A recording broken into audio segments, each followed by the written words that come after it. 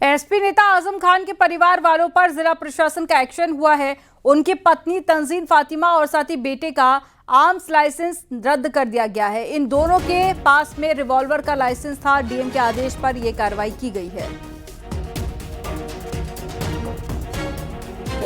तो ऐसी स्थिति में इन दोनों का जो रिवॉल्वर का लाइसेंस है वो निरस्त होना बहुत आवश्यक है। इसमें जिलाधिकारी महोदय के न्यायालय में मुकदमा पंजीकृत हुआ और पंजीकृत होने के बाद दूसरे पक्ष को साक्ष्य का सुनवाई का पूरा मौका दिया और गुण दोष के आधार पर जिलाधिकारी महोदय के द्वारा दो रिवॉल्वर के दोनों लाइसेंस तंजीन फातिमा जी का और अब्दुल्ला आजम का निरस्त कर दिया। जिलाधिकारी की कोर्ट है और इसी कोर्ट से दोनों के शस्त्र लाइसेंस निरस्त किए गए हैं। आजम खान के बेटे अब्दुल्ला आजम के 2 जन्म प्रमाण पत्र के मामले में आजम खान, उनकी पत्नी तंजीन फातिमा और बेटे अब्दुल्ला आजम को 7-7 साल की सजा सुनाई गई थी। आजम खान की पत्नी पर 36 तो वहीं उनके बेटे अब्दुल्ला आजम पर 29 मामले दर्ज हैं।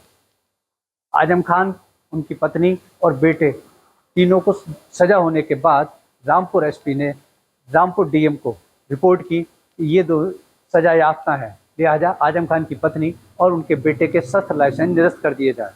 तभी से ये मामला रामपुर जिलाधिकारी की कोर्ट में विचाराधीन था। हालांकि आजम खान की पत्नी और उनके बेटे अब्दुल्ला आजम जेल से जमानत पर रिहा होकर बाहर आ गए, लेकिन उसके बाद भी आजम खान की पत्नी और उनके बेटे के शस्त्र लाइसेंस रामपुर की जिलाधिकारी की कोर्ट से निरस्त कर दिए गए हैं।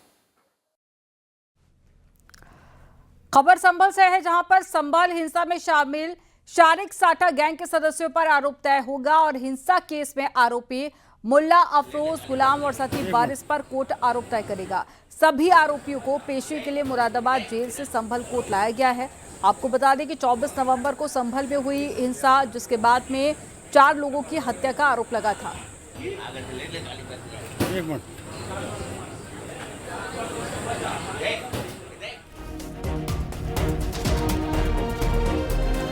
प्रधानमंत्री मोदी ने एक बार फिर से पाकिस्तान को चेतावनी दी है। पीएम मोदी ने कहा है कि सिंदूर नारी शक्ति का प्रतीक है, वहीं ऑपरेशन सिंदूर भारत सेना के शौर्य का प्रतीक बना है। आतंक और उसके समर्थकों को घर में घुसकर मारेंगे, गोली का जवाब गोले से दिया जाएगा। आपको रिपोर्ट दिखाते हैं।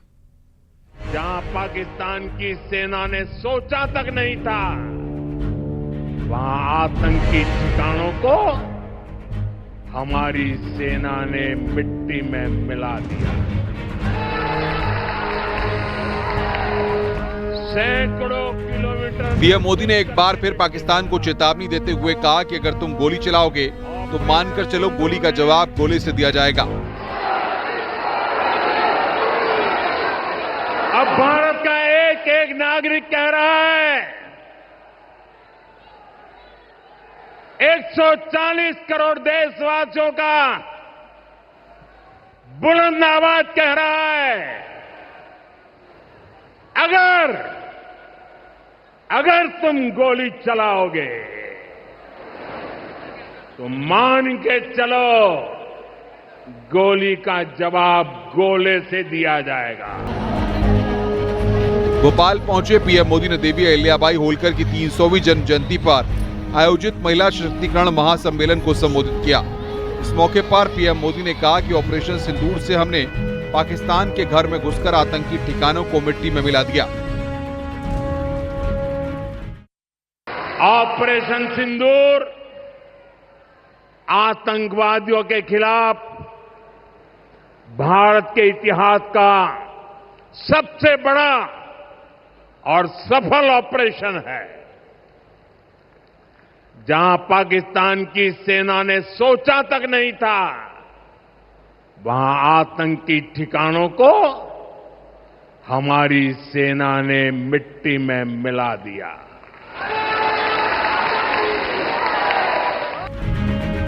पीएम मोदी ने साफ शब्दों में कह दिया है कि अब प्रॉक्सी वार नहीं चलेगा, आतंक और उसके समर्थकों घर में घुसकर मारेंगे। सिंदूर नारी शक्ति का प्रतीक है, ऑपरेशन सिंदूर भारत के शौर्य का प्रतीक बना है। न्यूज 18 के लिए ब्यूरो रिपोर्ट। अब घर में घुसकर भी मारेंगे,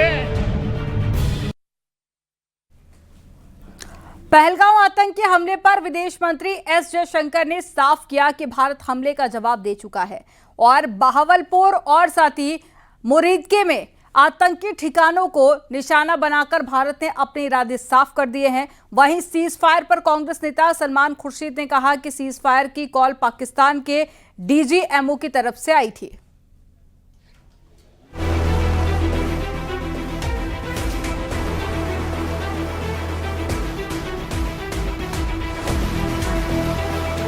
पहलगाम आतंकी हमले पर विदेश मंत्री एस जयशंकर ने कहा है कि यह हमला जम्मू कश्मीर की टूरिज्म इंडस्ट्री और इकोनॉमी को निशाना बनाने की सोची समझी साजिश थी। साथ ही इसका मकसद धार्मिक तनाव फैलाना था।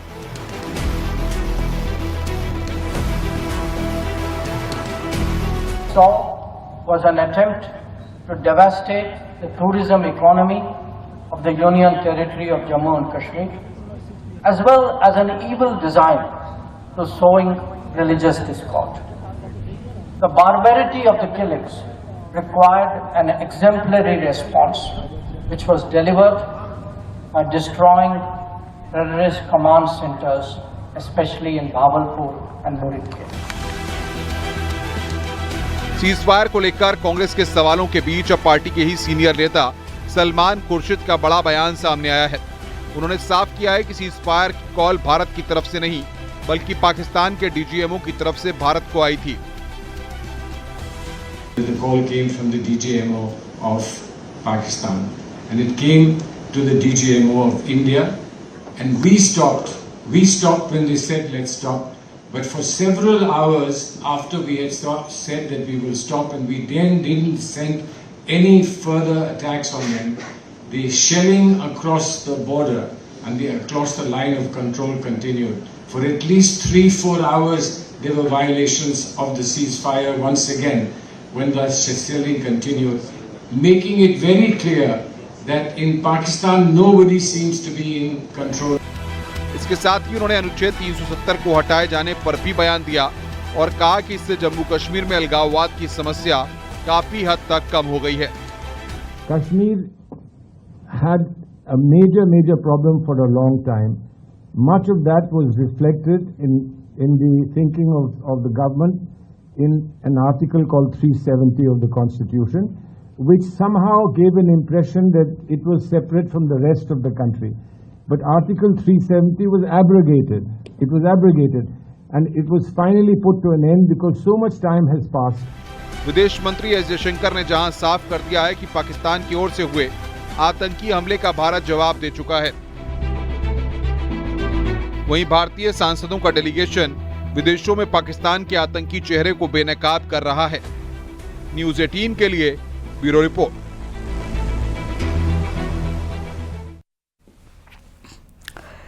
बीजेपी अल्पसंख्यक मोर्चा के राष्ट्रीय अध्यक्ष जमाल सिद्दीकी ने सैयद सालार मसूद गाजी की दरगाह पर चादर चढ़ाकर महिमा मंडन किया।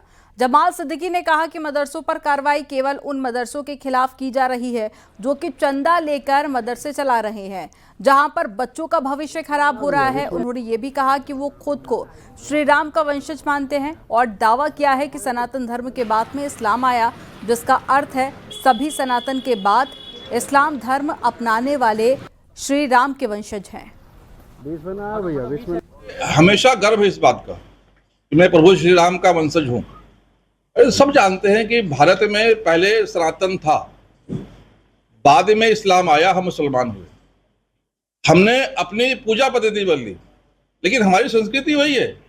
आज जो सालार साहब का, गाजी साहब का, गाजी बाबा का जो ये उर्स हो रहा है, ये भारतीय संस्कृति की देन है। आप जाकर देखेंगे सऊदी अरबिया में उर्स नहीं होता है। तो हम अपनी संस्कृति को मानते हैं, हम अपने पूर्वज को मानते हैं, हम मुसलमान हैं, इसे हमें इस बात पर गर्व है। हम भारतीय हैं, इस पर हमें डबल गर्व है। उधर जमाल सिद्दीकी के बयान पर एसपी का कहना है कि सनातन का ढोल पीटने वाले बीजेपी के लोग हैं, लेकिन ये लोग सामाजिक सद्भाव को नहीं समझते। वहीं कांग्रेस का कहना है कि गाजी मेला आस्था का विषय है। एक बड़ी आबादी की आस्था बहराइच में सालार मसूद गाजी की दरगाह पर है। लगातार सनातन सनातन सनातन की बात करते हैं, लेकिन मैं समझता हूं कि सबसे बड़ा सनातनी अगर कोई है तो ये भारतीय जनता पार्टी के लोग हैं। इनकी भी बोली भाषा भारतीय जनता पार्टी की होगी और प्रधानमंत्री जी ने कहा था कि हम चाहते हैं कि मदरसों के बच्चे जो पढ़ रहे हैं लिख रहे हैं वहाँ पे उनके एक हाथ में कुरान हो, एक हाथ में लैपटॉप हो। कुरान तो उनके हाथ में, क्या लैपटॉप उनके हाथ में थमाने का काम किया?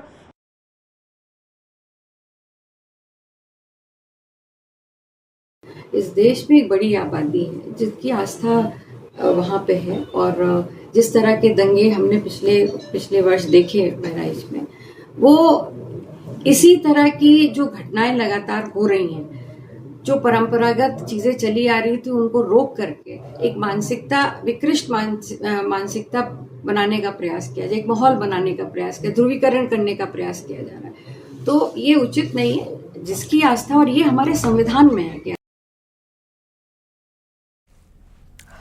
बीजेपी अध्यक्ष भूपेंद्र चौधरी का कहना है कि हिंदू धर्म सबसे पुराना धर्म है, इस्लाम तो बाद में आया, हम सभी राम के वंशज हैं। हमारा जो धर्म है हिंदू, वो बहुत पुराना है और इस्लाम तो बाद में आया। तो हम सब लोग राम के वंशज हैं, हमारी यही विरासत है, और उन्होंने, मुझे खुशी है कि इस विरासत को उन्होंने आगे बढ़ाने का, स्वीकार करके आगे बढ़ाने का काम किया।